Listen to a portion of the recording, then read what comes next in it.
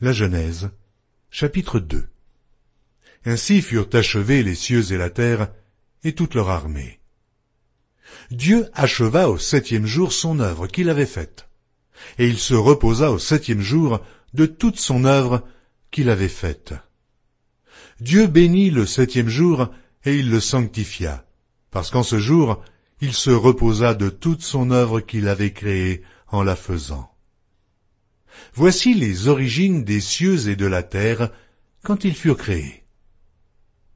Lorsque l'Éternel Dieu fit une terre et des cieux, aucun arbuste des champs n'était encore sur la terre, et aucune herbe des champs ne germait encore, car l'Éternel Dieu n'avait pas fait pleuvoir sur la terre, et il n'y avait point d'homme pour cultiver le sol. Mais une vapeur s'éleva de la terre et arrosa toute la surface du sol. L'Éternel Dieu forma l'homme de la poussière de la terre. Il souffla dans ses narines un souffle de vie, et l'homme devint un être vivant. Puis l'Éternel Dieu planta un jardin en Éden du côté de l'Orient, et il y mit l'homme qu'il avait formé. L'Éternel Dieu fit pousser du sol des arbres de toute espèce, agréables à voir et bons à manger, et l'arbre de la vie au milieu du jardin, et l'arbre de la connaissance du bien et du mal. Un fleuve sortait d'Éden pour arroser le jardin, et de là, il se divisait en 4 bras. Le nom du premier est Pishon. C'est celui qui entoure tout le pays de Havila où se trouve l'or. L'or de ce pays est pur. On y trouve aussi le bdolium et la pierre d'onyx. Le nom du second fleuve est Gihon. C'est celui qui entoure tout le pays de Cush. Le nom du troisième est Hidékel. C'est celui qui coule à l'orient de la Syrie. Le 4e fleuve, c'est l'Euphrate. L'Éternel Dieu prit l'homme et le plaça dans le jardin d'Éden pour le cultiver et pour le garder. L'Éternel Dieu donna cet ordre à l'homme.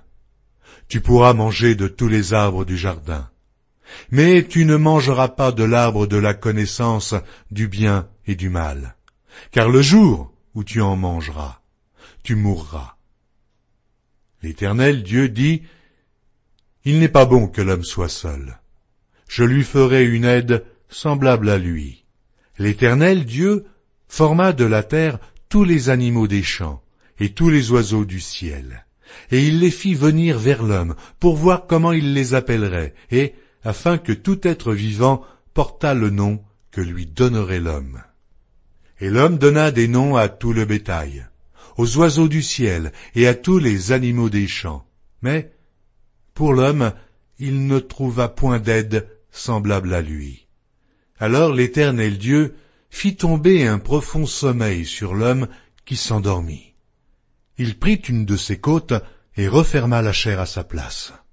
L'Éternel Dieu forma une femme de la côte qu'il avait prise de l'homme, et il l'amena vers l'homme.